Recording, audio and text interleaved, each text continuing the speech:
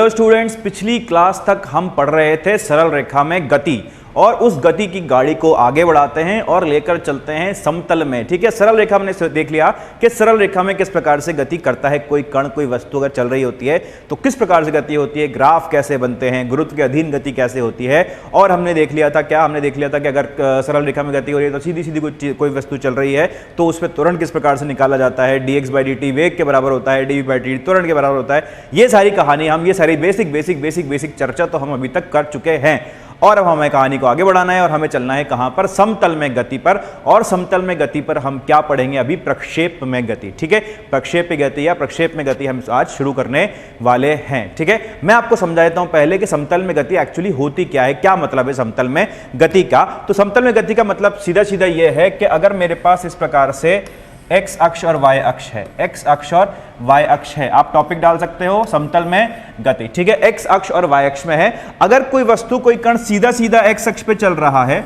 तो ये क्या है, ये तो सरल रेखा में गति है। सीधा सीधा y में चल रहा है तो ये क्या है, ये भी सरल रेखा में गति है। सीधा सीधा z में चल रहा है तो भी क्या है, ये सरल रेखा में गति है। लेकिन अगर मैं बोलता हूं कि मेरा जो कण है वो ऐसे इस प्रकार से चल रहा है, छुड़ुन करके ऐसे चल रहा है, तो ये गति कैसी है, ये है समतल में गति। इसको हम बोलते हैं द्विविमीय गति। ठीक है, तो इसका एक स्पेशल केस, बहुत ही स्पेशल केस क्या है, प्रक्षेप गति। और वही आज हम स्टार्ट करने वाले हैं और वही उसी पर सवाल आपसे पूछे जाते हैं। ठीक है, तो हम क्या शुरू करेंगे, प्रक्षेप में गति। आप टॉपिक डालते जाओ, मैं आपको समझाता जाता हूं कि आपको क्या क्या पढ़ना है। ठीक है, तो हम देखते हैं क्या कर सकते हैं इसके अंदर। ये क्या हुआ है, तो बड़ा हो गया, इसको बड़ा नहीं करना था, हमें चाहिए था नया पेज, हमें नया पेज चाहिए, हमें नया पेज मिल गया है।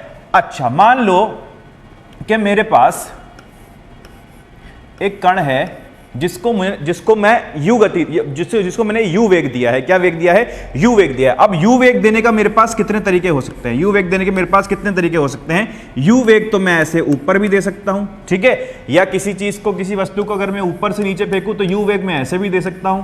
ठीक है, और एक तीसरा तरीका क्या हो सकता है, तीसरा तरीका ये हो सकता है कि मैंने यहां से, ये जमीन है, ये हमारा पृथ्वी है, ठीक है, ये तल है, और यहां से मैंने इस गेंद को या कुछ भी चीज है मेरे पास जो कण है उसको इस प्रकार से u गति दी है, u वेग दिया है, u40 की मैंने कर दी है। ऐसे तीन तरह के केस मेरे पास बन सकते हैं। तो तीनों केस में क्या फर्क है, क्या अंतर है इसके अंदर, इनमें अंतर किस प्रकार से आएगा। तीनों में आपने u ही वेग दिया है, लेकिन आप देख सकते हो कि तीनों में सिर्फ एक ही चीज अलग है, वो क्या है, दिशा ही अलग है इसके अंदर।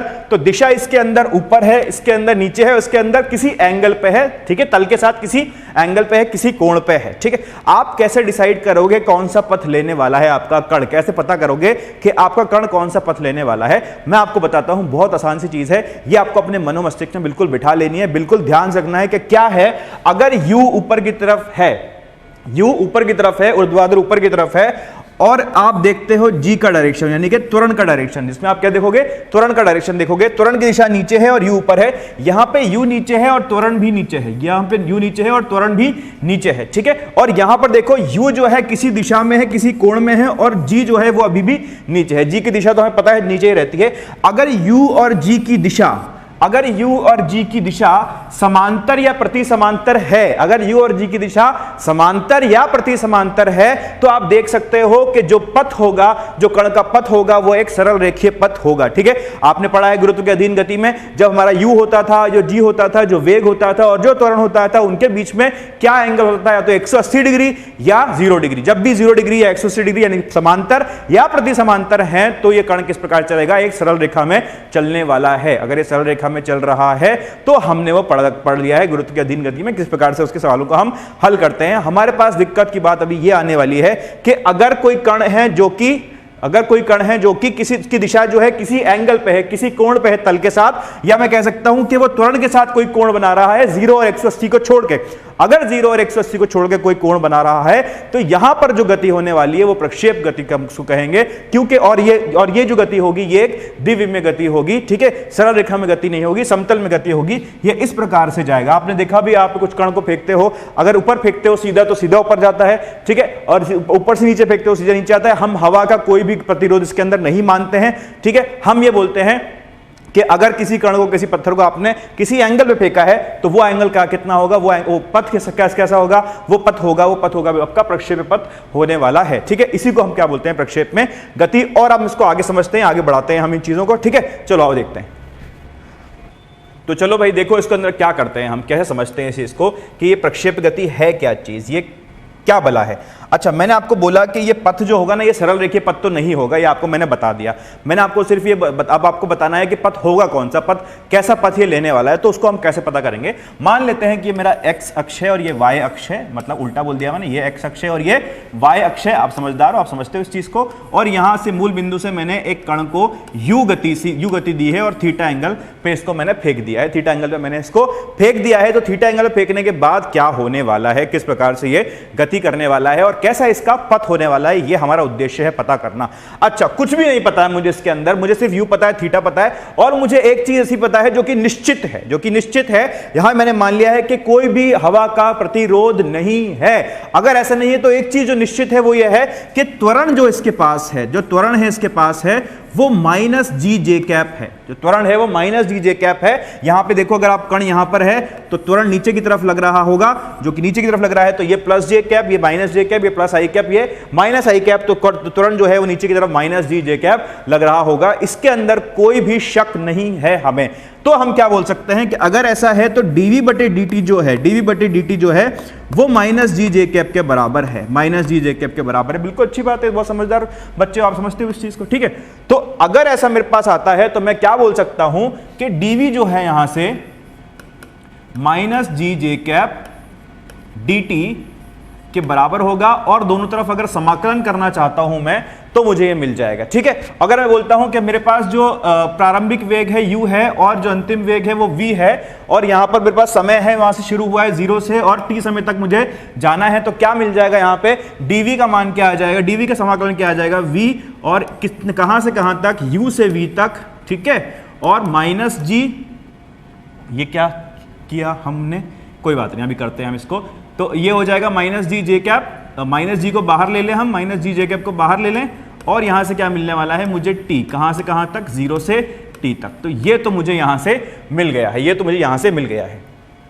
तो इसको हम कैसे लिख पाएंगे, हम लिख पाएंगे v माइनस यू बराबर minus G T J cap, ठीक है। ये तो हमें शानदार चीज मिली है यहां पर। अच्छा, इसको अब क्या कर सकते हैं हम, ये जो u है मेरे पास, इसको देखो, इसकी बात करते हैं, इसकी चर्चा करते हैं। ये जो u है, अगर मैं चाहता हूं कि उसको दो घटक में बांट सकता हूं, ux जो कि x की तरफ घटक है और uy जो कि y की तरफ घटक है, ठीक है, ux और uy की y की तरफ घटक है। तो मैं लिख सकता हूं कि u जो सदिश है, u सदिश जो है वो ux i cap plus U Y J cap के बराबर होगा, ठीक है। ये तो हम बिल्कुल बोल सकते हैं, इसके अंदर कोई शक नहीं है। अगर यहां पे मैं वेक्टर का चिन्ह लगा देता हूं सबके ऊपर तो मेरी कहानी बराबर हो जाएगी, क्योंकि इधर भी जे कैप आ रहा है, उधर भी दिशा आनी चाहिए, ठीक है। तो हमें क्या मिलने वाला है, v जो है v माइनस क्या आने वाला है मेरे पास, v माइनस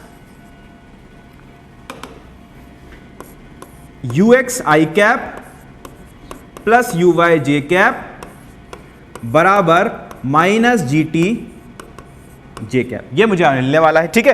अब मैं ये ux और uy जो है उसको उधर ले जाता हूं, नए पेज पे हम ले लेते हैं और नए पेज पे इसको लिख देते हैं। तो मेरे पास क्या आ जाएगा, v जो है वो किसके बराबर आ जाएगा, ux i cap plus uy j cap, uy minus G T और j कैप को मैंने बाहर निकाल लिया, ये मुझे मिल जाएगा v के रूप में। v और t का संबंध है। अब मैं चाहता हूं कि मुझे चाहिए ds बटे dt, ds बटे dt, मैंने v को क्या लिखा है, ds बटे dt लिख लिया है। तो ये किसके बराबर आएगा, ux i cap plus uy minus G T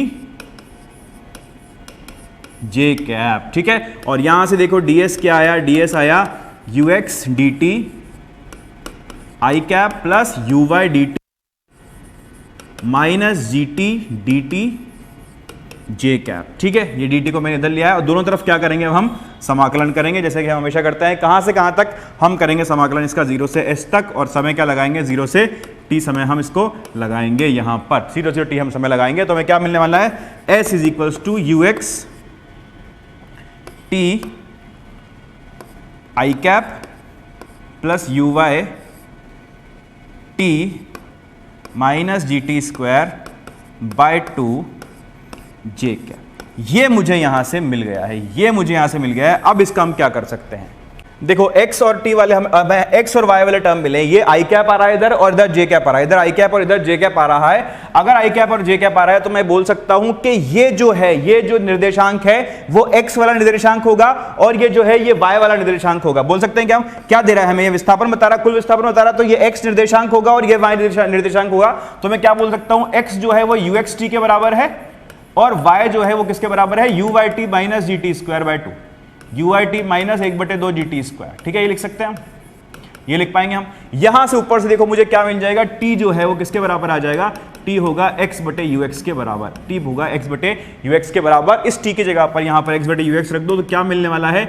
uy x/ux minus 1/2 g x स्क्वायर/ux का स्क्वायर। ठीक है, ये हमें यहां पर मिल गया है। तो हम इसको कैसे लिख सकते हैं? हम लिख सकते हैं u बराबर uy/ux, थोड़ा सा मैं इसको अरेंज करना चाह रहा हूं, माइनस gx स्क्वायर बटे 2ux का स्क्वायर। ठीक है, ये बचेगा। अच्छा यहां से देखो, आप यहां से देखो कहां गया? पीछे चलना पड़ेगा, पीछे चलो। यहां से देखो कहां, ये यहां से ux कितना है? u cos थीटा के बराबर है। ux कितना है? u cos थीटा के बराबर है और uy कितना है? u sin थीटा के बराबर है। तो अगर मैं ये ux cos थीटा और ux sin थीटा उधर रख देता हूं तो मुझे क्या मिलने वाला है? यहां पे देखते हैं। तो y होगा, ऊपर क्या रखूंगा? u sin थीटा बटे u cos थीटा। तो u sin थीटा बटे u cos थीटा किसके बराबर होगा? u से u कट जाएगा, tan थीटा के बराबर आएगा।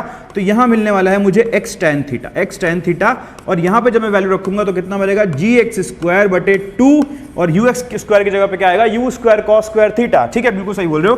तो u square cos square theta अगर यहां पर आ गया है तो ये हमें क्या मिला? ये हमें क्या मिला है? ये हमें y और x के बीच में संबंध मिल गया है कि x जब बदल रहा है तो उसके हिसाब से उसके अनुसार y कितना बदल रहा है, और इसको हम कहते हैं पथ का समीकरण। क्या कहते हैं? पथ का समीकरण। पथ का समीकरण मतलब कि किस हिसाब से जो कण है वो चल रहा है, कौन सा पथ ले रहा है, ये हमें इस वाले समीकरण से पता चलेगा। तो ये समीकरण क्या है, इसको हम वजह फिर से लिख लेते हैं। तो y is equals to x tan theta minus gx square बटे 2u square cos square theta.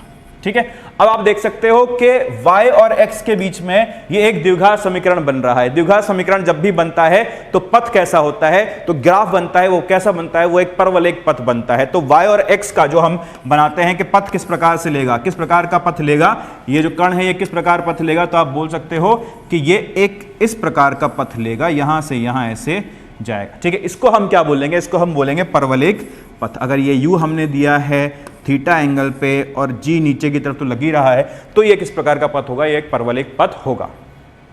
ये तो हमें पता चल गया कि एक परवलयिक पथ लेने वाला है, ये कण किस प्रकार चलने वाला है? परवलयिक पथ में चलने वाला है। लेकिन ये परवलयिक पथ में जब चलेगा तो हम इसके ऊपर ऑपरेशन कैसे करेंगे, हम इसकी गति को कैसे समझेंगे? अगर हम इसको एक साथ लेके चलते हैं कि भैया ये परवलयिक पथ है, इसको आप देखो, बताओ कि कितने समय में उड़ रहा है, कितनी ऊंचाई तक जा रहा है, कितनी देर तक उड़ रहा है और कितनी दूर तक जा रहा है, ये सब अगर लगाने गए हम दिमाग तो बहुत परेशान हो जाएंगे। लेकिन हमने एक इसका तोड़ निकाल लिया है। वो तोड़ क्या है कि हम इस गति को हम द्विमीय गति मानेंगे नहीं, हम मानने वाले हैं कि ये एक द्विमीय गति नहीं है, ये दो एक विमीय गति है। ठीक है, आप क्या बोलोगे कि ये जो गति हो रही है इसके अंदर x में भी चल रहा है और y में भी चल रहा है, x में भी चल रहा है और y में भी चल रहा है, और x में जो चल रहा है वो इसके इस वेग के एक घटक की वजह से चल रहा है, और y में जो चल रहा है इसके y के वेग के y घटक की वजह से चल रहा है, ये आप बोल सकते हो। तो हमारे लिए बहुत आसान चीज हो जाएगी, जब भी हमारे पास ये प्रक्षेप गति का सवाल आता है या परवलयिक पथ आपको दिखता है तो आपको उसमें क्या करना है, आपको या किसी भी समतल में गति का सवाल आपके ऊपर आता है तो आपको उसमें यह करना है कि आपको उसको दोनों को अलग अलग कर देना है, दो गतियों में अलग अलग कर देना है, x में अलग और y में अलग अलग कर देना है आपको। जब उसको आप x में और y में अलग अलग कर दोगे तो आपके लिए सवाल बहुत आसान हो जाएगा, आपको चीजें दिखने लग जाएंगी। कैसे दिखेंगे मैं आपको समझाता हूं, मैं आपको दिखाता हूं, मैं आपको बताता हूं कि कैसे आपको सवाल करने हैं। अगर आपसे पूछा जाता है कि ये एक कण है जो कि गति कर रहा है प्रक्षेप गति और परवलयिक पथ में चल रहा है, जिसको हमने एक u वेग से थीटा एंगल पर छोड़ा है, तो आपको बताना है कि ये इसका जो अधिकतम ऊंचाई होगी वो कितनी होगी। या आप पहले हम निकाल लेते हैं कि कितनी देर हवा में रुकेगा, कितनी देर हवा में रहेगा। मतलब जब मैंने इसको यहां से छोड़ा है, जब मैंने इसको यहां से छोड़ा है और ये यहां पर गिरने वाला है, बिल्कुल जस्ट गिरने वाली कंडीशन में आ गया है, तब तक इसका जो समय होगा, जितने समय ऊपर रहेगा, जो हवा में रहेगा, उतना क्या होगा वो हमें पता करना है, जिसको हम बोलते हैं उड्डयन काल। क्या बोलते हैं? उड्डयन काल। तो हमें पता करना है कि इसका उड्डयन काल कितना होगा, या आप इसको प्यार से बोल सकते हो, क्या प्यार से बोलते हो, कैपिटल टी किसका कितना होगा, ठीक है। और इंग्लिश में क्या बोलते हैं हम इसको? Time of flight. क्या बोलते हैं? टाइम ऑफ फ्लाइट, ठीक है। ये हमें पता करना है भाई, पता कर लेते हैं हम इसको बहुत जल्दी से। क्या पता करेंगे, कैसे पता करेंगे, क्यों पता करेंगे हम इसको? हम बोलेंगे कि ये जो कण है, ये जो कण है यहां से यहां तक जब आता है तो इसका विस्थापन कितना होता है? 0। आप देखो y के अंदर इसका विस्थापन देखो कि y के अंदर इसका विस्थापन कितना होगा? जहां से चला था उसी पर आ गया, जहां से चला था उसी पर आ गया। मतलब जितनी ऊंचाई से शुरू हुआ था उतनी ही ऊंचाई पर वापस चला गया है, मतलब इसी तल पर आ गया है, x अक्ष पे आ गया है। तो y के अंदर इसका विस्थापन कितना होगा? 0 होगा। और यही हमारा मूल बिंदु रहेगा इस डेरिवेशन को, उड्डयन काल को निकालने के लिए। तो क्या करेंगे हम इसके अंदर? जब भी पहले आपके पास ऐसा सवाल आता है, जब भी आपको दिखता है, तो आप पहले x और y अलग अलग कर लो, x और y अलग अलग कर लो। और x में देखो, x में ux कितना है, यहां पर ux कितना मिलेगा मुझे? ux मिलेगा u cos theta, u cos theta. ये चीज मैं बार बार करने वाला हूं। हर सवाल में जो भी मैं आपको कराऊंगा, जो भी एग्जांपल लूंगा, जो भी डेरिवेशन कराऊंगा, उसमें दोनों गतियों को अलग अलग करा के देखूंगा। मैं बोलूंगा ये ux कितना आ रहा है, u cos थीटा के बराबर आ रहा है, uy कितना आ रहा है, u sin थीटा के बराबर आ रहा है। अगर मैं बात करता हूं ax की, अगर मैं बात करता हूं ax की, तो ax किसके अंदर कितना होगा? x दिशा में कितना त्वरण है? x दिशा में कोई त्वरण है क्या? हमारे पास त्वरण है, इसकी वजह त्वरण है। मान लो यहां पर भी आ जाता है, कहीं पर भी चला जाता है, तो g त्वरण यहां पे लग रहा है, यहां पर भी देखते हो तो g त्वरण नीचे लग रहा है, यहां पर भी देखते हो तो g त्वरण नीचे लग रहा है। तो g तो सिर्फ नीचे की डायरेक्शन में है, सिर्फ नीचे की डायरेक्शन में त्वरण है इसका, मतलब y डायरेक्शन में है, मतलब नेगेटिव y डायरेक्शन में, x डायरेक्शन में कोई त्वरण नहीं है। तो x को हम लिखेंगे 0 और ay को हम क्या लिखेंगे? -g, j कैप, या सिर्फ -g लिख दो तो भी आपका काम चल जाएगा यहां पर, ठीक है। तो ay कितना हो जाएगा? -g। ये चार जो चीजें मुझे यहां पर मिली है, ये भी बहुत काम आने वाली है। किस प्रकार से काम आने वाली है? टाइम ऑफ फ्लाइट हमको निकालना है। टाइम ऑफ फ्लाइट निकालने के लिए मैं दूसरा समीकरण बोल सकता हूं कि दूसरा समीकरण जो है वो बोलता है u/t - 1/2 a/t² + 1/2 a/t²। ये हमारा फॉर्मूला आता है, दूसरा समीकरण होता है, ठीक है। अभी ये दूसरा समीकरण हम कहां लगाने वाले हैं? दूसरा समीकरण हम लगाने वाले हैं y डायरेक्शन में, ठीक है। y डायरेक्शन में कैसे लाएंगे? हम बोलेंगे y डायरेक्शन का जो y है, y डायरेक्शन का जो y है, यानी कि y डायरेक्शन का जो विस्थापन है वो 0 है, क्योंकि जितनी ऊंचाई से शुरू हुआ था ये उतनी ही ऊंचाई पे वापस आ गया है। तो क्या लिखूंगा? 0 बराबर u/t और t को क्या लिख दूंगा? Capital T. कैपिटल टी क्यों लिखा मुझे? क्योंकि पूरा उड्डयन काल है, पूरे उड्डयन काल को निकालने के लिए मैंने t लिख दिया है। -1/2 ay की जगह क्या लिखूंगा? g। ay की जगह क्या लिखा मैंने? -g लिखा, तो माइनस को बाहर ले लिया, तो -1/2 gt² यहां से आ गया है मेरे पास। मुझे क्या मिलेगा यहां से? मुझे मिल जाएगा t जो है वो इस u/t को उधर ले आओगे, उधर 1/2 gt² बचेगा, उधर t से t कट जाएगा, 2uy/g। मुझे ये मिल जाएगा यहां पर उड्डयन काल कितनी देर ये हवा में रहा है। और ये फॉर्मूला आपको अच्छे से रट लेना है, अच्छे से याद कर लेना है। अगर uy का मान रख देता हूं मैं यहां पर, मैं uy का मान रख देता हूं, तो मुझे क्या मिल जाएगा? 2u sin θ/g, जो कि किताब में आपने पढ़ा भी होगा, जो कि आपको बताया भी गया होगा, ठीक है। मैं चाहता हूं कि आप इसको 2uy/g के रूप में याद रखो। तो हमें उड्डयन काल का फॉर्मूला क्या मिल गया यहां से? 2uy/g, जिसको आप 2u sin θ/g भी बोल सकते हो, क्योंकि मैंने uy का मान रख दिया। uy का मान क्या है? u sin θ/g है, ठीक है। तो ऐसे आप इसको कर सकते हो। अच्छा, जब हमने इसको ऐसा किया तो अब आगे क्या निकालना चाहते हैं? अब आगे हम निकालना चाहते हैं कि कितनी अधिकतम ऊंचाई तक ये जाएगा, कितनी अधिकतम ऊंचाई तक ये जा सकता है। तो अधिकतम ऊंचाई भी निकाल लेते हैं हम इसकी। अभी हमने क्या निकाला? उड्डयन काल निकाला, अब हम अधिकतम ऊंचाई निकालेंगे। अधिकतम ऊंचाई, अधिकतम ऊंचाई क्या है? अधिकतम ऊंचाई कैसे निकालेंगे? फिर से बना लेते हैं हम वही प्रक्षेपगत, वही परवलयिक पद बना लेते हैं, ठीक है। ऐसे गया है ये। अब इसकी अधिकतम ऊंचाई चाहिए मुझे, वही u से मैंने इसको प्रोजेक्ट किया है, u से और थीटा एंगल पे मैंने इसको छोड़ा है ना। और यहां पर क्या होगा? ये होगा h। इसको बोलता हूं मैं अधिकतम ऊंचाई। क्या बोलता हूं इसको मैं? अधिकतम ऊंचाई। ये है अधिकतम ऊंचाई। अधिकतम ऊंचाई पे क्या होता है? अधिकतम ऊंचाई पे एक बहुत ही खास चीज होती है, मैंने आपको पिछली क्लास में शायद बताया था कि अधिकतम ऊंचाई पे सबसे खास चीज ये होती है कि उसका जो वेग होता है वो 0 हो जाता है। लेकिन कौन सा वाला वेग 0 होता है, ये आप देखने वाली बात इसके अंदर होगी। तो वो वाला वेग जो अधिकतम ऊंचाई लेने के अंदर मदद करता है वही 0 होता है ना। तो यहां पर अधिकतम ऊंचाई जाने पर कौन मदद कर रहा है, या ऊंचाई जाने में कौन मदद कर रहा है? y डायरेक्शन में कौन लेके जा रहा है? वही तो 0 होना चाहिए। तो ये आप देख सकते हो कि इसके दो घटक है ux और uy। ux और uy। तो ux तो इसको x दिशा में चलाएगा और uy इसको y दिशा में चलाएगा, और y दिशा में चलाने वाला ही घटक इसको ऊंचाई दिलाने वाला है। तो अधिकतम ऊंचाई पर यह वाला घटक जो होगा वो शून्य हो जाएगा। तो अधिकतम ऊंचाई पे आप देखोगे तो उसके पास जो वेग होगा वो सिर्फ इधर होगा, वो u cos थीटा के बराबर होगा। uy इसके ऊपर कुछ नहीं होगा, uy जो होगा वो vy जो होगा वो शून्य के बराबर हो जाएगा, vy जो होगा वो शून्य के बराबर हो जाएगा। ये u cos थीटा मैंने क्यों लिखा है यहाँ पे मैं आपको अभी बाद में समझाऊंगा, लेकिन ये आपको देखने वाली बात यह है कि vy जो होगा यहाँ पर वो शून्य के बराबर हो जाएगा। अगर ऐसा हो रहा है तो आप कह सकते हो कि vy स्क्वायर जो है वो uy स्क्वायर प्लस 2a के बराबर होगा, 2as के बराबर होगा। ये हमारा फॉर्मूला होता है। ये 2ay में इसको लिखूं कि y डायरेक्शन का मैं इसमें विस्थापन देख रहा हूं, तो मैं क्या बोल सकता हूं कि vy तो 0 हो जाएगा जब अधिकतम ऊंचाई होगी। तो uy कितना होगा, uy तो uy है, और ये माइनस 2g को क्या एक की जगह पे क्या लिखा मैंने, a नहीं आएगा यहाँ पे ay आएगा, ay आएगा। तो ay की जगह पे क्या लिखा मैंने, माइनस 2g, जो कि यहाँ के हमने अंदर लिख रखा है, यहाँ पे माइनस 2 लिख दिया मैंने। और y को क्या लिखूंगा, h, y को क्या लिखूंगा h, वो अधिकतम ऊंचाई जो मुझे चाहिए। तो h कितना आ जाएगा, यहां से h आ जाएगा uy square by 2g, uy square by 2g मेरे पास यहां से h आ जाएगा। ठीक है, तो एक फॉर्मूला और बनाया हमने जिससे हम अधिकतम ऊंचाई निकाल सकते हैं। एक परवलयिक पथ में कोई गति कर रहा है तो इसको मैं कैसे लिखता हूं, ui को मैं क्या लिख सकता हूं, u sin थीटा।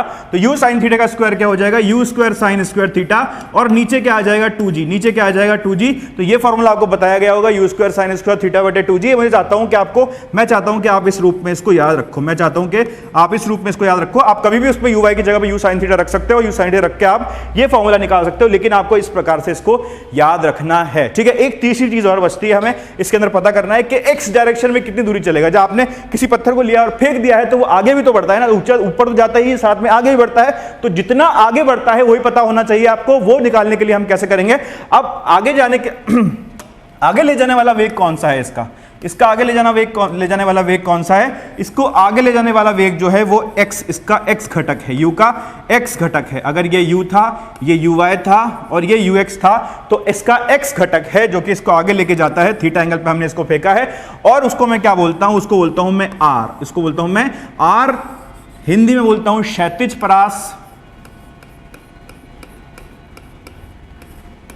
परास, और इंग्लिश में बोलता हूं हॉरिजॉन्टल रेंज।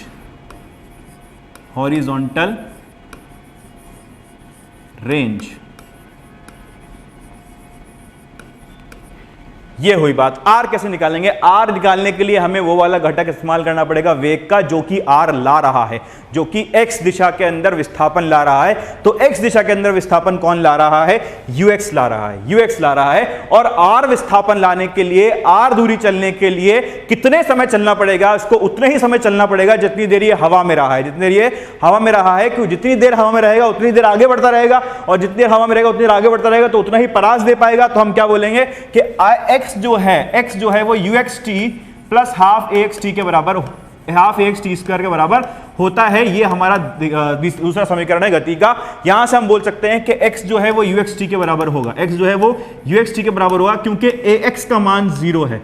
ax का मान आप देख सकते हो, यहां पर ax का मान कितना आया था, हमारा 0 आया था, तो x का मान यहां पे 0 रख दिया मेरे पास। x जो है uxt के बराबर आ गया। यहां से बोल सकता हूं कि r अगर मुझे चाहिए तो r ux into capital T के बराबर होगा, r जो है वो ux इंटू कैपिटल T के बराबर होगा। अगर मैं यहां पे t का मान रख देता हूं जो कि कितना आया था 2uy बाय g, ये मान आया था। तो यहां से मुझे r कितना मिल जाएगा, r मिल जाएगा 2ux uy बटे g। ठीक है, 2ux uy बटे g। इसको अगर आप चाहते हो जो किताब में फॉर्मूला लिखा होता है उसके हिसाब से अगर याद करना चाहते हो आपको, तो आपको ux का रखना है u cos थीटा, uy को रखना है u sin थीटा।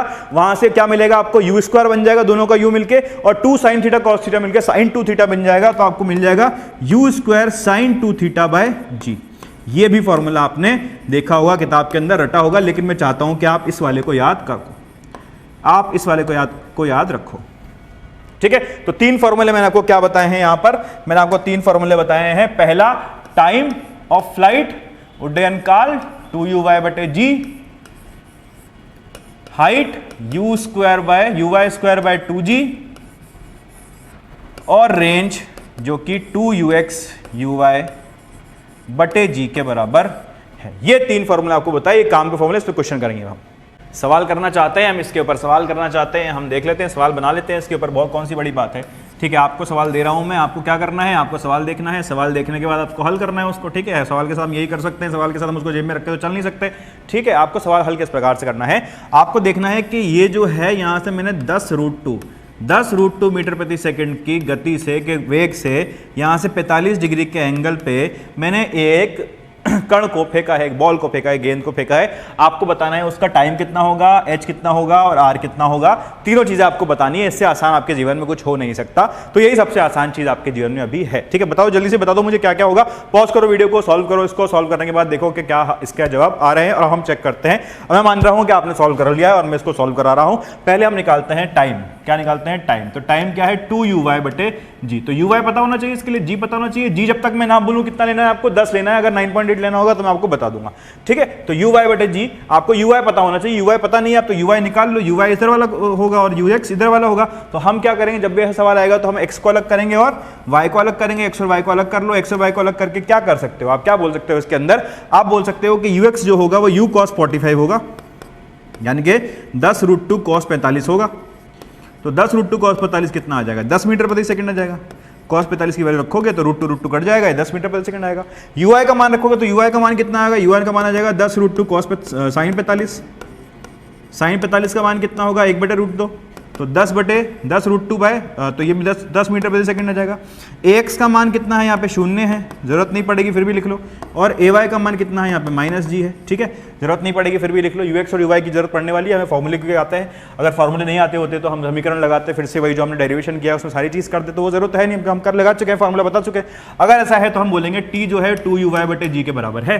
तो 2uy/g के बराबर जब है तो 2 × ui कितना आ जाएगा, ui 10 आ जाएगा और यहाँ पे भी नीचे भी 10 आ जाएगा। तो ये 10 से 10 कट जाएगा, तो कितना आ जाएगा, टाइम ऑफ फ्लाइट हमारे पास उड्डयन काल कितना आ गया, 2 सेकंड का उड्डयन काल इसका हुआ। ठीक है, बहुत अच्छी बात। अच्छा, अगर ऐसा है तो अगर अब हमें क्या पता करना है, हमें पता करना है, क्या पता करना है, दूसरी चीज h पता करनी है हमें। h पता करनी है तो हम क्या बोलेंगे, h जो होगा वो uy²/2g के बराबर होगा। uy निकाल लिया हमने अभी, uy कितना आया 10, तो 10 का स्क्वायर 100, 100/2 × 10 कितना आ जाएगा, ये आ जाएगा आपका 5 मीटर। तो 5 मीटर की ये अधिकतम ऊंचाई जा सकता है, 5 मीटर की अधिकतम ऊंचाई पहुंच सकता है, ये भी आपको पता चल गया। तीसरी चीज आपको क्या निकालनी है, आपको निकालना है क्षैतिज परास। क्षैतिज परास पता करने के लिए क्या फॉर्मूला है हमारे पास, 2ux uy/g, 2ux uy/g। तो क्षैतिज परास यहां से कितना आ जाएगा, 2ux कितना 10, uy कितना 10 और g कितना 10, बस हो गया काम।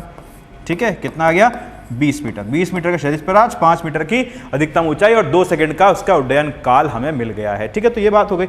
अगला एक सवाल है, एक और देख लेते हैं हम, ऐसे एक और करके देख लो आप, एक और करके देख लो। ये आपको x और y है, यहां से आपने इसको फेंका है, आपने इसको 50 मीटर प्रति सेकंड के वेग से फेंका है और एंगल आपने इसको दिया है 37 डिग्री।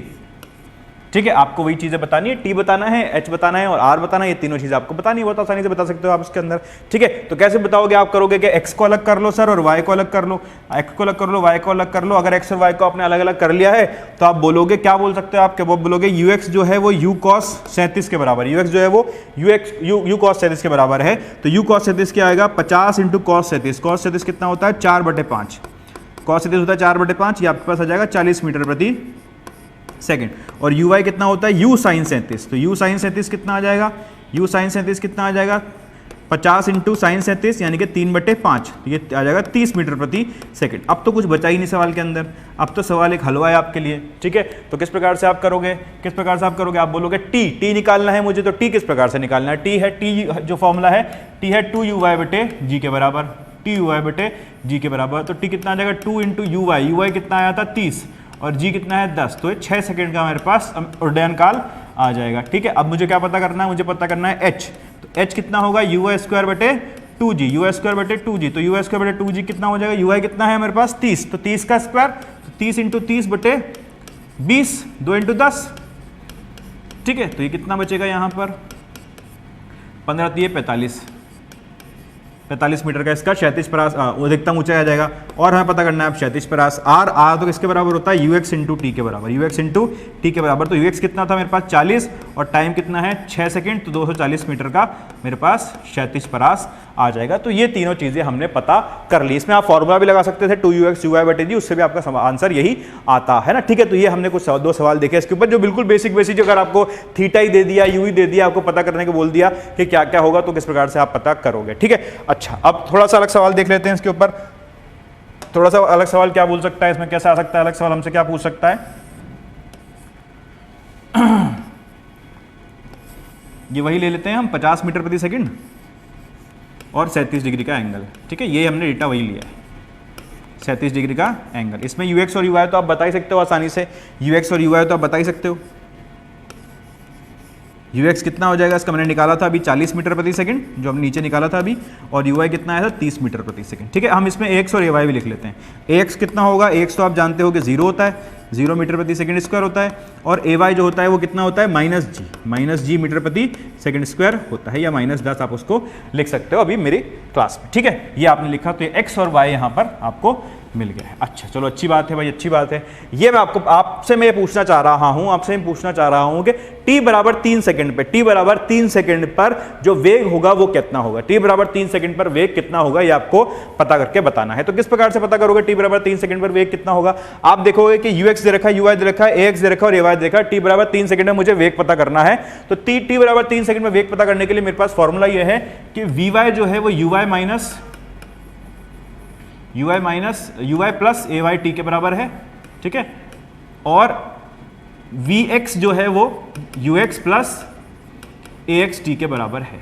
ठीक है, ये चीज मुझे पता है, दोनों फॉर्मूले मुझे पता है, दोनों समीकरण में लगा सकता हूं, x में भी लगा सकता हूं और y में भी लगा सकता हूं। x में क्यों लगा पा रहा हूं, क्योंकि त्वरण जो है वो 0 है, और y में क्यों लगा पा रहा हूं, क्योंकि y के अंदर त्वरण जो है वो नियत है। दोनों में ये फॉर्मूला मैं लगा सकता हूं। अच्छा भैया लगा लेते हैं, तो vy की बात कर लेते हैं। पहले vy निकाल लो, vy कितना आने वाला है? vy आने वाला है आपका vy आने वाला है vy बराबर uy कितना है?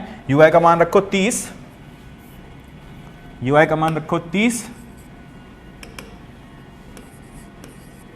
-10 इंटू 3, कितना आया vy? 30 माइनस 30 कितना आया? 0 मीटर प्रति सेकेंड। ठीक है, ये हो गई बात 0। अच्छा, अगर vx की बात करता हूं तो vx कितना आ जाएगा यहां से?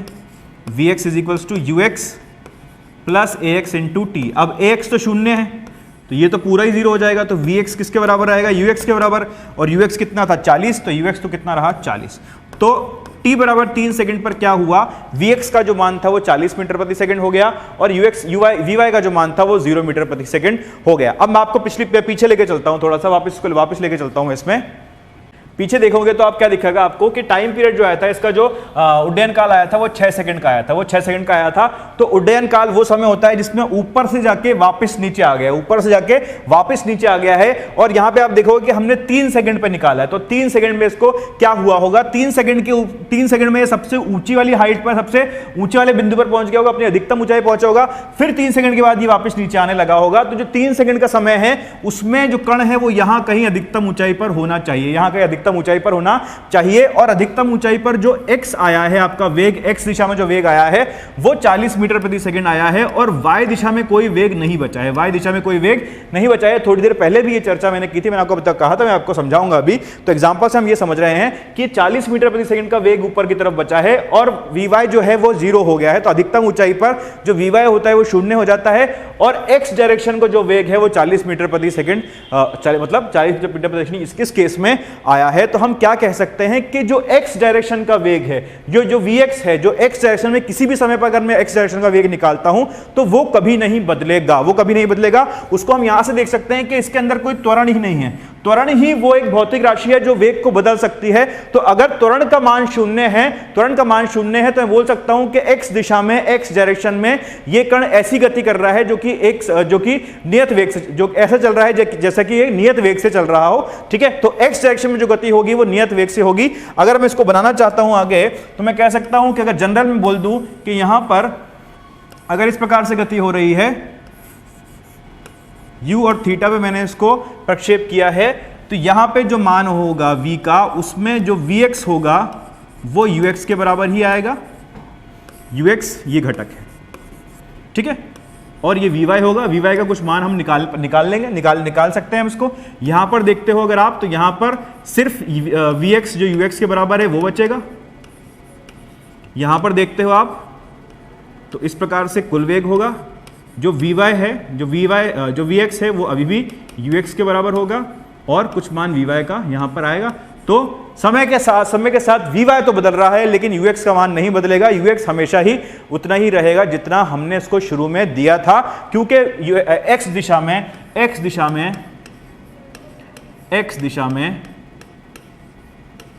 जो होता है वो 0 होता है। ये बहुत काम की चीज है जो कि आगे काम आने वाली है। इसी पर एक सवाल देख लेते हैं हम, तो आपको समझ में भी आ जाएगा क्यों काम का है हमारे, क्यों मैंने आपको बताया यहाँ पर। तो एक सवाल देखो, उसके अंदर एग्जांपल में देखो, आपको कोशिश खुद से करनी है पहले, फिर आपको हल देखना है। अच्छा क्वेश्चन है, ठीक है। अगर खुद से करोगे तो इंटरेस्ट आपका डेवलप होगा। ये x और y हमने मान लिया है, ठीक है। इस प्रकार से ये प्रक्षेप गति कर रहा है, ठीक है। इस परवलयिक पथ में जा रहा है। इसको मैंने बोल दिया है कि ये 100 मीटर प्रति सेकंड है, 100 मीटर प्रति सेकंड की का वेग मैंने दिया है। और इसको मान लो एंगल 30 डिग्री का एंगल है। कितना एंगल है? 30 डिग्री का एंगल है ये। आपको बताना है कि वो समय निकालो जबकि जो वेग होगा वो प्रारंभिक वेग से 90 डिग्री का कोण बना रहा होगा। क्या निकालना है आपको? वो समय निकालना है, टाइम निकालना है, वो समय निकालना है जब v, ठीक है। अब कुछ समय बाद इसका v होगा, कुछ ना कुछ v आएगा इसके बाद। तो जब v प्रारंभिक वेग u से लंबवत हो जाए या फिर उसका 90 डिग्री का कोण बना रहा होगा, ये आपको पता करना है। तो वीडियो को पॉज करो, पहले इसको ट्राई करो, फिर देखो मैं किस प्रकार से इसको कर रहा हूं। तो हम कैसे कर सकते हैं इसको, हम कैसे बता सकते हैं आपको? अगर मैं आपको कहूं कि मान लो कुछ समय के बाद ये यहां पर होता है, ये कण होता है यहां पर, जो कि इसका मान कितना, जिसका मान कितना होता है v, और दिशा इस प्रकार से होती है। अब मैं बोलता हूं कि 90 डिग्री का कोण बना रहा है, किसके साथ?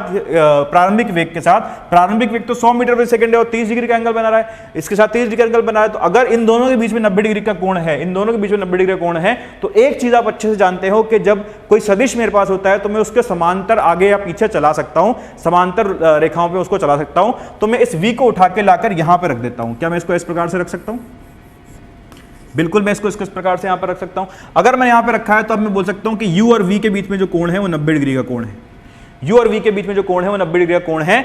अगर 90 डिग्री का कोण मुझे मिल गया है, अगर मुझे 90 डिग्री का कोण मिल गया है, तो मैं बोल सकता हूं कि इसका 100 cos 30 यानी कि x वाला घटक, प्रारंभिक वेग का x वाला घटक, और इसका v cos 60, ये 60 डिग्री हो जाएगा क्योंकि 90 डिग्री था, इसका v cos 60 बराबर आएगा। क्यों बराबर आएगा? क्योंकि मैंने कहा आपसे कि x डायरेक्शन में जो त्वरण होता है वो 0 होता है, उसकी वजह से जो वेग होता है x दिशा में जो वेग होता है वो नहीं बदलता है। यानी कि बोल सकता हूं यहां पर अगर ये vy है, अगर ये vy है और ये vx है, तो vx जो होगा वो ux के बराबर आएगा। यानी कि 100 मीटर प्रति सेकंड अगर ये u ले लेता हूं मैं इसको, तो ux इधर आने वाला है और ux इधर आने वाला है। और ये अगर 60 डिग्री, मुझे तो सिर्फ एंगल से मतलब था इसलिए मैं उसको उधर लेकर गया था, और ये एंगल कितना है? 60 डिग्री का एंगल है, ठीक है। क्या मैंने सही लिखा है? ये ठीक है, बिल्कुल 60 डिग्री का एंगल है, ठीक है। तो मैं बोल सकता हूं कि क्योंकि x दिशा में कोई त्वरण नहीं है, यहां पर हमने चर्चा की थी x दिशा का जो वेग होता है वो हमेशा ही ux के बराबर रहता है। तो मैं बोल सकता हूं कि यहां पर जो वेग आएगा vx जो होगा वो ux के बराबर होगा। आप रख दो, vx कितना है? v cos 60, और vy कितना है? ux कितना है? ux है हमारे पास, यहां से देख सकते हैं 100 cos 30, 100 cos 30। तो यहां से v मिल जाएगा हमें, v कितना मिल जाएगा? 100 cos 30 बटे cos 60। यहां आप मान रख दोगे तो 100√3 मीटर प्रति सेकंड, ये आपके पास आ जाएगा v। अब v का मान आपको पता चल गया है। अगर आपको v का मान पता चल गया है तो हमें निकालना क्या था कि समय कितना लगेगा ऐसा होने में, जब प्रारंभिक वेग से 90 डिग्री का कोण बना लेगा तो उसमें समय कितना लगेगा, हमको ये पता करना है। तो हम बोलेंगे vy बराबर जो है वो uy माइनस gt के बराबर भी होगा। ये एक समीकरण मुझे ये वाला भी आता है। और vy कहां से निकालूंगा? क्योंकि मुझे v पता चल गया है, तो vy कितना होगा? vy कितना होगा? v sin 60, v sin 60 के बराबर। तो यहां पे लिख सकता हूं v sin 60 बराबर uy कितना आया था यहां से? uy होगा 100 sin 30, 100 sin 30 माइनस gt, तो माइनस 10 इंटू t। तो इसको आप हल कर लीजिए, v sin 60 की वैल्यू रख दीजिए। v कितना था? 100√3, तो 100√3 इंटू √3 बटे 2 बराबर 100/2 माइनस 10t। इसको आप हल कर लीजिए, कितना आ जाएगा यहाँ से 50 है 150, 150 और इधर 50 बचेगा, 50 माइनस 10t। कुछ यहाँ पे मैंने गलती करी, ये माइनस आएगा क्योंकि जो दिशा है वो नीचे की तरफ, वी वाई की दिशा है वो नीचे की तरफ है, तो ये माइनस हो जाएगा यहाँ पे। इसको इधर लेकर आओगे आप तो कितना मिल जाएगा मुझे, -150 माइनस 50 बराबर माइनस 10t। तो t कितना आ जाएगा -200/10, t आ जाएगा आपका 20 सेकंड। 20 सेकंड बाद ऐसा हो जाएगा, 20 सेकंड बाद ऐसा होगा कि ये जो गति हो रही है इसके अंदर जो प्रारंभिक वेग था और जो उस समय का वेग है, उन दोनों के बीच में जो कोण होगा वो 90 डिग्री का कोण हो जाएगा। ठीक है, चलो ये बात की हमने कि ux जो होता है वो कभी नहीं बदलता। ux जो है पूरी गति के दौरान बिल्कुल उतना ही रहता है जितना शुरू में था। अच्छा, अगर मैं आपसे पूछना चाहता हूँ, कुछ सवाल अलग अलग तरह के पूछ लेता हूँ मैं आपसे, आपको देख लेते हैं कितना समझ में आया है। अच्छा, अगर मैं आपको बोलता हूँ कि इस प्रकार से सीधी लाइन नहीं खींची है, ठीक है, इस प्रकार सीधी लाइन नहीं खींचती है, तो इस प्रकार से इसको हम मिटा देते हैं। अच्छा चलो, इसको मैंने मिटा दिया है। सीधी लाइन क्या कहते हैं, कैसे खींचेंगे हम, बिल्कुल इसे धीरे धीरे खींचेंगे। ठीक है, ये मेरी सीधी लाइन खींच गई है एक। तो ये बोलता हूं मैं कि अगर मैंने यहाँ से इसको फेंका है, ऐसे एक प्रक्षेप को फेंका है, ठीक है,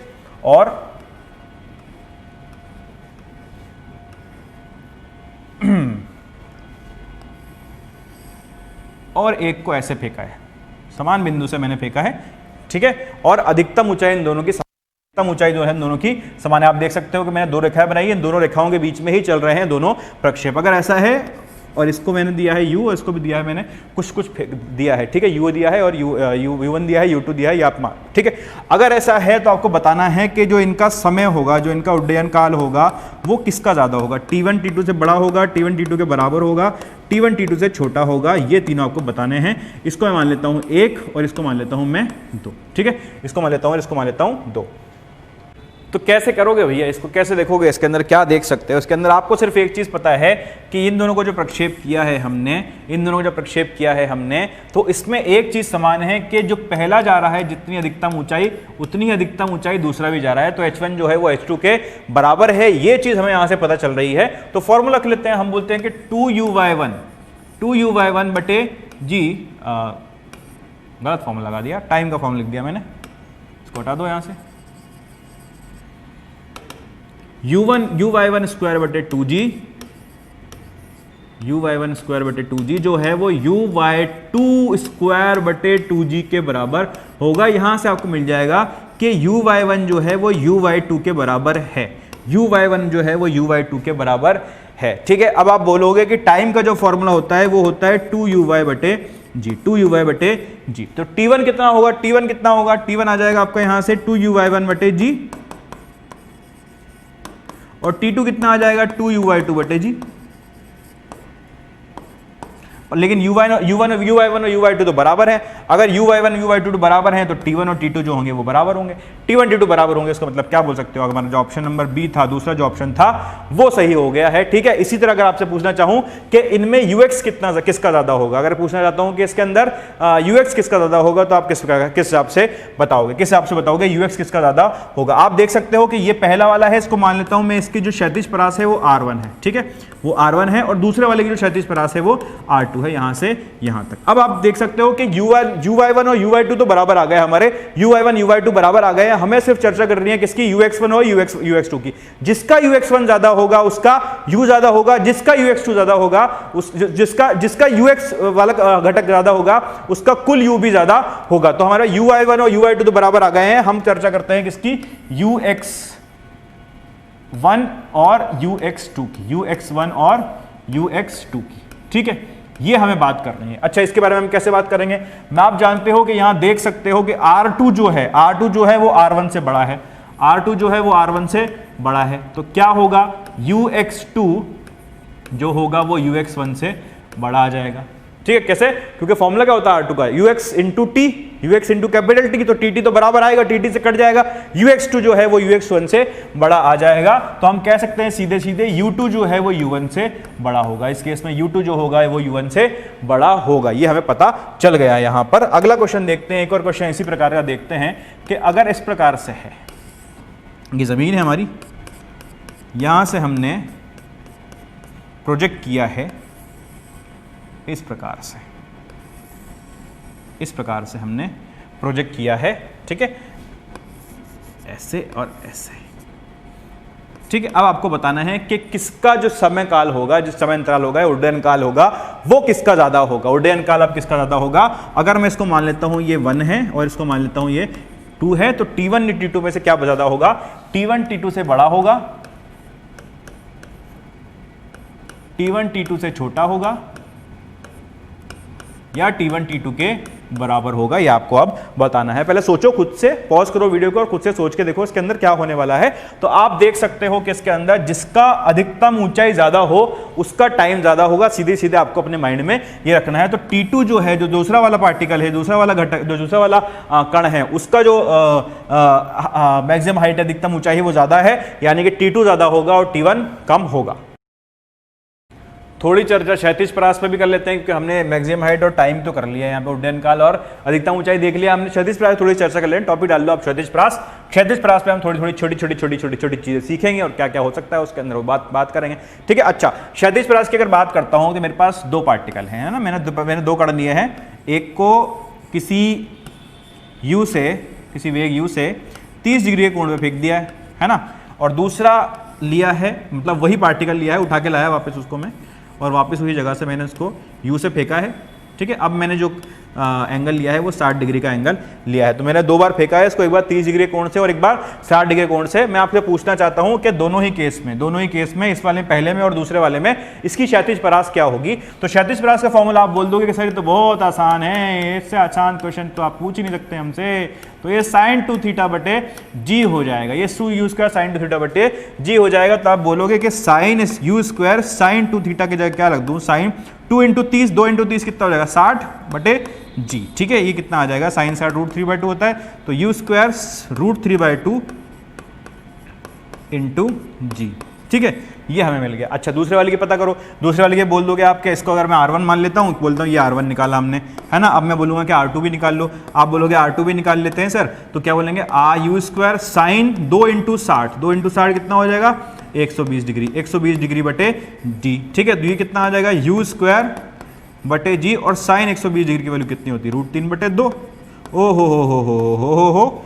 तो R1 और R2 तो है दोनों बराबर आ गए। यहां पे देखोगे R1 भी इतना आ रहा है और R2 भी इतना आ रहा है। तो ये कैसे हो पाया भाई, ये क्या चीज़ है, ये तो बहुत खतरनाक चीज़ मिल गई, काम की चीज़ मिल गई हमें तो जो भी उल्टी सीधी चीज़ें मिलती हैं वो काम की चीज़ें मिलती हैं। तो हमें यहाँ पर क्या मिला कि R1 जो है R2 के बराबर है। हमारा दिमाग ठनका, हमारे दिमाग में एक चीज़ आई कि अगर ऐसा होता है तो दूसरा एंगल के लिए चेक कर लेता हूँ, क्या 30 ही 60 पे आ रहा है, क्या 30 ही 60 पे ऐसा हो रहा है, दूसरे एंगल पे भी ऐसा हो सकता है। तो हमने क्या किया, हमने चेक किया, लो हमने बोला कि आप दूसरा एंगल लेते, एक पे ले लिया हमने 20 डिग्री और दूसरे पे ले लिया 70 डिग्री, 20 डिग्री और 70 डिग्री, ठीक है। इस पे हमने चेक कर लिया, तो बोला कि देखा फिर से रेंज बराबर आ गई, फिर से रेंज बराबर आ गई। भैया ये क्या बात हो रही है, अगर ऐसा हो रहा है तो हमने बोला कि अगर ऐसा हो रहा है तो एक बार उसको चेक कर लो, फिर से चेक कर लो। तो फिर से चेक कर लिया, हमने बोला कि ठीक है इसको चेक कर लो आप, कौन सा एंगल ले लो। आप बोलो कि इन्होंने ले लिया 15 डिग्री, 15 डिग्री पे देख लिया, और किस पे देख लिया, और 75 डिग्री पे देख लिया। तो फिर से देखा कि दोनों की फिर से रेंज बराबर आ गई, फिर से क्षैतिज बराबर आ गई। तो उन्होंने कहा कि ठीक है अब आगे नहीं देखेंगे, हम बोलेंगे कि मेरे पास 2 एंगल हैं, अगर मेरे पास 2 कोण हैं,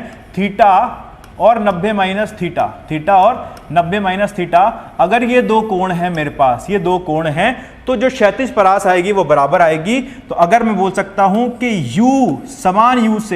समान u से अगर मैं प्रक्षेप करता हूं किसी कण को या तो थीटा पे या 90 - थीटा पे, तो जो दोनों की परास होगी वो बराबर आएगी। तो दोनों की परास जो होगी वो क्या आएगी, वो बराबर आएगी, परास बराबर होगी, ठीक है। इसको आपको याद रखना है, ये आपके लिए काम की चीज हो गई है, ठीक है, ये आपको याद रखना पड़ेगा। तो ये जाएगा कैसे, इसको हम बनाएंगे कैसे, इसको हम दर्शाएंगे कैसे, इसको हम दिखाएंगे कैसे, इसको हम दिखाएंगे ऐसे, बनाएंगे x और बनाएंगे y। ये बनाना हमारे लिए आसान है और ये बना दिया, हमारा आधा काम यही खत्म हो गया है, हमें तो ये बनाना आना चाहिए। तो हम बोलेंगे अगर थीटा एंगल पे इस प्रकार से मैंने फेंका है तो 90 - थीटा पे मैं इस प्रकार से फेंकूँ, ठीक है। या दोनों आप कुछ ही बोल सकते हो कि अगर इस वाले को मैं थीटा ले लेता हूँ तो ये जो बचा वाला होगा वो 90 - थीटा एंगल होगा। दोनों की जो क्षैतिज परास आ रही है वो बराबर आ रही है, बिल्कुल बराबर आ रही है। अगर मैं बोलता हूं कि इसकी अधिकतम ऊंचाई h1 है और इस वाले की अधिकतम ऊंचाई H2 है, H1 और H2 इनकी अधिकतम ऊंचाई मुझे मिल गई है, तो मैं आपसे पूछता हूं कि H1 H2 और R, H1 H2 और R के बीच में संबंध ज्ञात कर लो। H1 H2 और R के बीच में संबंध ज्ञात कर लो। कर पाओगे क्या? कर पाओगे क्या? देखो कैसे कर सकते हैं हम H1 H2 और R के बीच में संबंध ज्ञात कैसे कर सकते हैं, यहां पे लिख लेते हैं वापस इसको। तो आप जानते हो कि R जो है वो u स्क्वायर साइन 2 थीटा बटे g के बराबर है, और इसको मैं इस प्रकार से भी लिख सकता हूं u Y square by 2g, u Y square बटे 2g भी लिख सकता हूं। क्या लिखा मैंने? गलत लिख दिया, बिल्कुल गलत लिख दिया। ठीक है, ये ऐसी गलतियां ना करो भैया। 2ux uy बटे g के बराबर भी मैं इसको लिख सकता हूं। ठीक है, क्षैतिज परास है ना। और जो मेरे पास h1 है उसको मैं कैसे लिखता हूं? u Y square by 2g, यानी कि u square sine square theta बटे 2g। ठीक है, और R2 H2 को मैं कैसे लिख सकता हूं? H2 को लिख सकता हूं मैं u square sine square 90 minus theta बटे 2g। तो ये क्या हो जाएगा? u square cos square theta बटे 2g। ये मिल गया है मुझे काम की चीज। अच्छा भैया देखो भैया, तो H1 और H2 मिल गया है, तो इसको गुणा कर लेते हैं हम लिख लेते हैं H1 इंटू H2 कितना आएगा, H1 इंटू H2 कर लेते हैं। तो H1 इंटू H2 क्या आएगा भैया? H1 इंटू H2 क्या आएगा भैया? निकाल के दिखाइए जरा। तो u square into u square, तो u की घात 4, और sine square theta cos square theta, sine square theta cos square theta, sine square theta cos square theta बटे नीचे क्या बचेगा? 2g और 2g, तो 4g का स्क्वायर यानी कि 2g का होल स्क्वायर। ये बचा हमारे पास भाई, ये हमारे पास बचा है। इसको हम किसी प्रकार से ये बना सकते हैं क्या? R बना सकते हैं क्या? अगर इसको देखोगे आप तो R बना पाओगे क्या इसको? तो आप बिल्कुल बना सकते हो इसको R। आप क्या लिखोगे? H1 H2 2ux uy बटे g मुझे चाहिए यहां से। तो 2 तो ऊपर है नहीं, मुझे 2 लाना पड़ेगा पहले तो कहीं से। तो ux uy तो चाहिए। अगर इसको इसी प्रकार से देखते हैं तो साइन स्क्वायर, यहाँ साइन थीटा कॉस थीटा मिलेगा मुझे। साइन थीटा और कॉस थीटा उसका स्क्वायर करता हूं तो मुझे क्या मिलेगा? 2 sine square theta cos square theta. मुझे 4 चाहिए होगा, ऊपर मुझे 4 चाहिए। एक तो 4 चाहिए, 4 लगा लेते हैं ऊपर, 4 से गुणा कर लेते हैं और 4 से इसको भाग कर लेते हैं, हमारा काम हो जाएगा। ठीक है, अब मुझे क्या मिलेगा ऊपर? यहाँ मुझे मिल जाएगा u स्क्वायर साइन 2 थीटा का होल स्क्वायर बटे 2g। तो चल ही रहा है, इसका भी स्क्वायर चल रहा है, और नीचे एक तो इधर एक ही g चाहिए मुझे, तो इसको बाहर ले लेते हैं। इसको बाहर ले लो, इसको ले लो बाहर, ये अंदर आ जाएगा g और ये बाहर हो जाएगा 4 इंटू 4 16। तो कितना हो जाएगा? H1 H2 बराबर ये स्क्वायर साइन 2 थीटा बटे जी का होल स्क्वायर क्या बन जाएगा? R का स्क्वायर। तो ये R स्क्वायर बटे 16 हो जाएगा मेरे पास। यहां से R कितना आ जाएगा? 4 root H1 H2, 4 root H1 H2। ये भी अगर आप रिलेशन याद रख सको तो याद रख सकते हो, नहीं भी रखना चाहो तो कोई दिक्कत वाली बात इसके अंदर नहीं है, क्योंकि उसको आप पता कर सकते हो आसानी से। तो ये अगर याद रह जाए तो इसमें कोई बुराई है नहीं। ठीक है, तो ये हमें मिल गई सारी की सारी चीजें कि अगर थीटा और 90 माइनस थीटा पे बराबर वेग से, समान वेग से अगर मैं इसको प्रक्षेप करता हूं तो जो क्षैतिज परास होगा वो समान आएगा। क्षैतिज परास जो होगा वो हमारा समान आएगा इसके अंदर।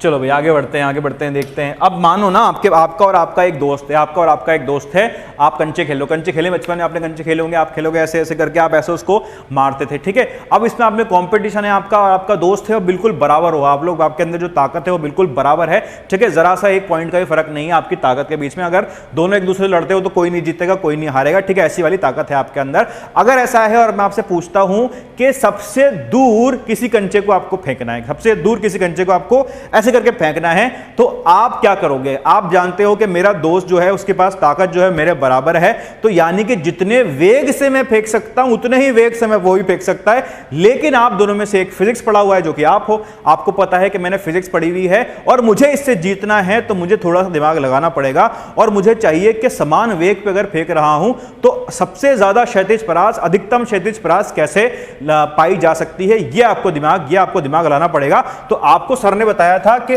R जो होती है वो u स्क्वायर साइन 2 थीटा के बराबर होती है, u स्क्वायर साइन 2 थीटा बटे g के बराबर होती है। तो ये अधिकतम चाहिए, R का अधिकतम मान चाहिए मुझे, R का अधिकतम मान चाहिए मुझे। तो R का अधिकतम मान कैसे निकाल पाऊंगा मैं? R का अधिकतम मान निकालने के लिए आप जानते हो कि ये u है, ये तो हमारा फिक्स है, ये तो नियत है, g भी नियत है, सिर्फ मुझे थीटा के साथ खेलना पड़ेगा। तो sin 2 थीटा अगर मैं देखता हूं कि अगर ये अधिकतम हो जाए, अगर ये अधिकतम हो जाता है तो जो क्षैतिज परास होगी वो अधिकतम हो जाएगी। तो इसको हम बोलते हैं कि sin 2 थीटा का जो मान हो, sin 2 थीटा का मान जो हो वो अधिकतम हो, और वो हो सकता है 1। साइन का मान सबसे ज्यादा क्या हो सकता है? 1 हो सकता है, 1 से ज्यादा तो हो नहीं सकता, ठीक है। तो sin 2 थीटा का मान 1 हो, यानी कि 2 थीटा का मान कितना हो? π/2, π/2, यानी कि थीटा का मान कितना हो? π/4, या फिर बोल सकते हैं हम 45 डिग्री। 45 डिग्री, अगर 45 डिग्री के कोण बनाकर आप उस कंचे को फेंकते हो तो अपने दोस्त से जीत जाओगे। अगर आपने ये वीडियो देखा है तो आपको कंचों में अब कोई नहीं हरा सकता। तो हमें क्या मिल जाएगा? u²/g, r² की वैल्यू क्या हो जाएगी? u²/g।